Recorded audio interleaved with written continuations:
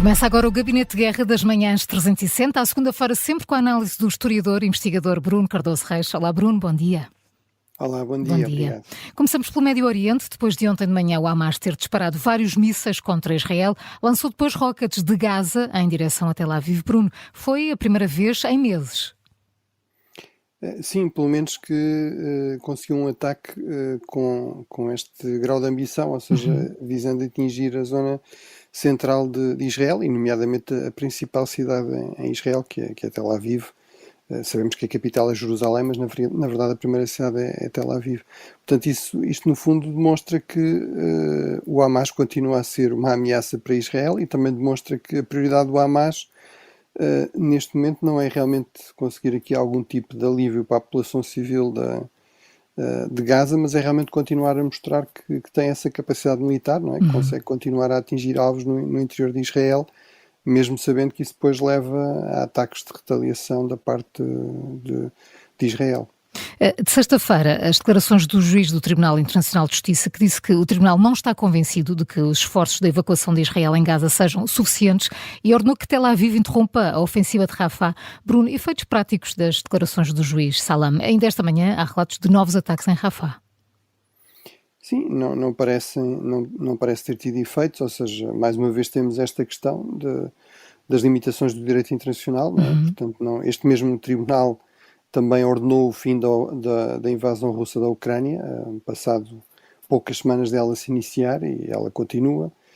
Mesmo nesta decisão, o tribunal voltou a insistir na libertação sem condições dos reféns israelitas, e obviamente isso também não se verificou. Portanto, infelizmente, realmente estamos num contexto internacional em que há cada vez mais conflitos e há cada vez menos respeito pelo direito internacional.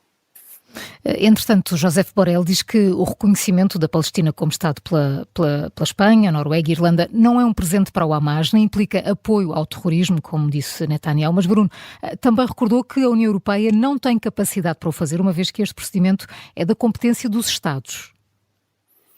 Sim, é da competência dos Estados.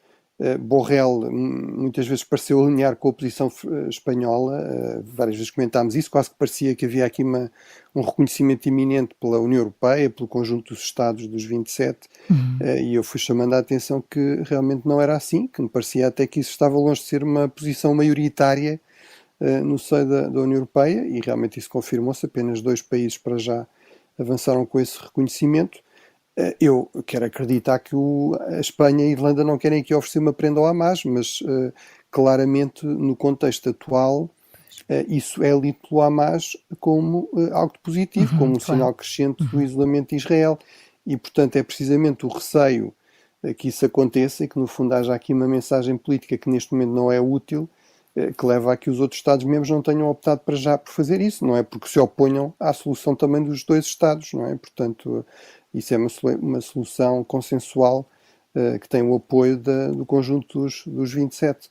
Portanto, são realmente opções diferentes sobre o que é mais útil fazer neste contexto atual. Já agora, ajudaria que do lado de Espanha não houvesse declarações de uma vice-primeira-ministra, a líder de um dos partidos que faz parte da coligação no governo atual, a ministra Yolanda Dias, a repetir os slogans que o Hamas utiliza, não é? Dizer que a Palestina deve ser livre desde o rio até ao mar, que sabemos que no caso do Hamas significa basicamente eliminar o Estado de Israel, eliminar os judeus israelitas, umas declarações que aliás eram de tal forma, digamos, estranhas neste contexto, que levaram um desmentido a seguir, que não é, no sentido de dizer que não era isso que se queria dizer, mas se utiliza um slogan que é usado pelo Hamas, é normal que isso seja entendido nesse sentido. Claro. Passamos para a Ucrânia. Kiev pediu para usar armas americanas em ataques a território russo e pela primeira vez Washington pode dizer que sim. Bruno, se os Estados Unidos mudarem a sua política, isto é o fim de uma linha vermelha, com consequências imprevisíveis.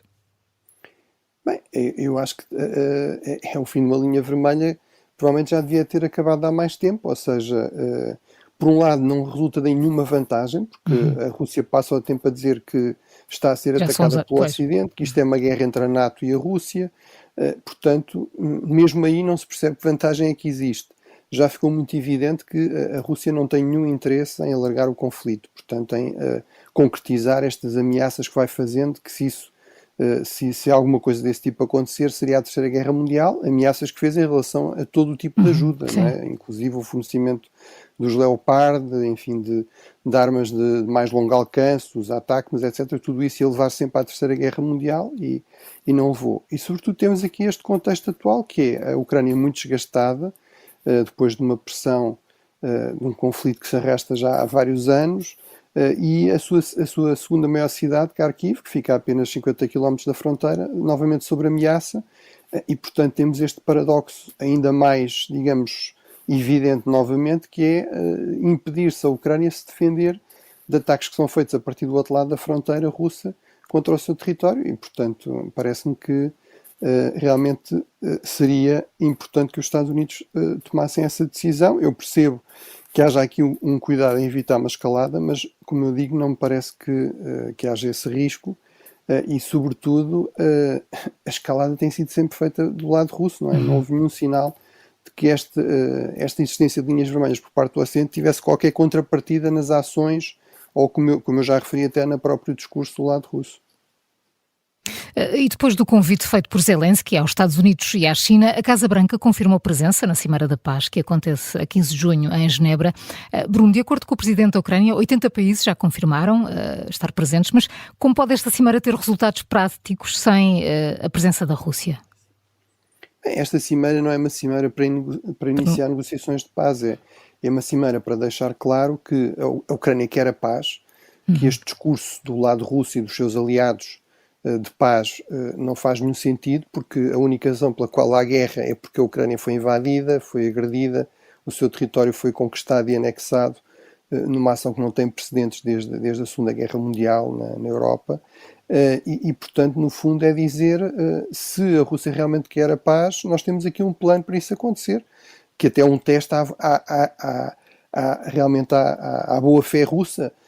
Ou seja, aquilo que Zelensky também disse nesse apelo foi: nós queremos uma verdadeira paz e não simplesmente um cessar-fogo para dar tempo para depois irmos buscar mais armas e voltar-se a combater a seguir, que é aquilo que a Ucrânia desconfia que eventualmente a Rússia de Putin estaria interessada, e portanto o verdadeiro teste seria realmente a Rússia aceitar retirar dos territórios que ocupou, e também mostrar, no fundo, que essa posição tem um amplo apoio a nível internacional. Portanto, também que esta ideia do lado russo, que na verdade só o Ocidente é que apoia a Ucrânia, também não é assim, e se nós olharmos para as votações nas Nações Unidas, pelo menos em termos de princípios, depois em termos práticos, por exemplo, de cortar relações económicas bastante lucrativas com a Rússia, isso já é outra questão, mas em termos de princípio, realmente, mais de 120 países votaram sistematicamente contra a invasão russa, negaram qualquer legitimidade às conquistas e às anexações russas, e, portanto, realmente há um apoio amplo neste sentido de dizer que houve aqui uma violação grosseira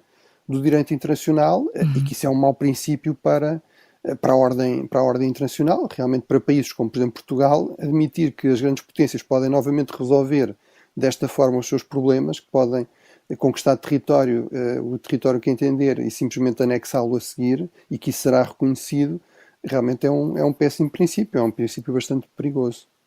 No terreno, a Rússia reivindicou o controle da aldeia de Berestov, que fica no limite entre as regiões de Kharkiv e Lugansk. No sábado, as tropas de Moscou já tinham reclamado o controle de uma outra aldeia, igualmente na região leste do país. Bruno, como é que devemos interpretar estas conquistas, mesmo pequenas, são sempre significativas? Bem, para já significa que a iniciativa continua sobretudo do lado russo, e que a Rússia continua a conseguir aquilo que tem conseguido nas alturas em que a guerra lhe está a correr um pouco melhor, que é pequenos avanços lentos, com enormes custos, com enormes baixas de um lado e do outro, e portanto não altera radicalmente aqui a dinâmica, mas no fundo mostra isso, que neste momento a Ucrânia está com algumas dificuldades, a Rússia está com alguma vantagem. Apesar de tudo, não altera também este dado, que é, aparentemente, a Ucrânia conseguiu estabilizar minimamente as coisas nesta zona, não completamente, portanto, continua a haver ganhos, continua a haver perdas, mas não está propriamente em risco, aparentemente, no fundo, a solidez da frente, da capacidade de resistência ucraniana.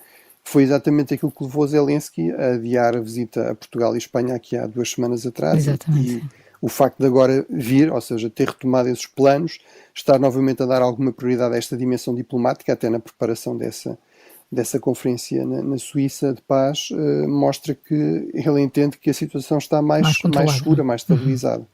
Bruno Carvalho, muito obrigada pela análise. Um bom dia, Bruno. Obrigado, Até amanhã. Muito bom dia. obrigada.